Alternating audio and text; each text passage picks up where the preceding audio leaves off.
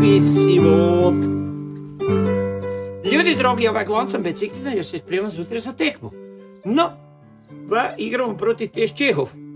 Ja ne znam, kaj bo to zišlo, so ti Čehi neki nazopačni, to ni samo rok ne znam, kaj bo s toga. Bomo rekli, zakaj tako mislim.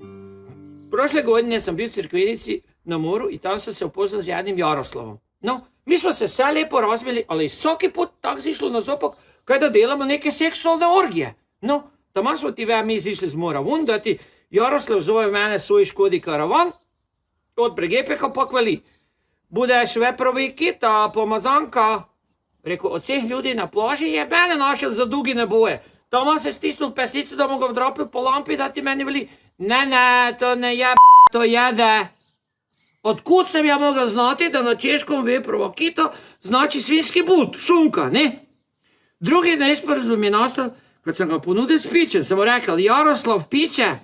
Može. I počel se onak zadovoljno rohlati po kupačama. Sam poslije išao gledat vrešika, a piće na češkom znači ženski spolni organ. Pite zdravoga Boga, kaj si čovjek mislil. No, i vrhunac je svega bil, da sam pital Jaroslava, a more slikati mene i Miciku. Može.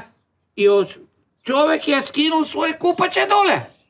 Slikati na češkom znači skinuti se. No, i pokazali je kitu, ali ne na češkom, ovput na hrvatskom jeziku. Zato se vi navijači dobro pazite, jer ne znači šunka se kaj se zove kita. No, a vi vatreni ovput taburajte te Čehe tako kak je panta na taburo u pitu, pa nek si timo odneseju tu veprovu kitu. No tak, živeli, Hrvatska!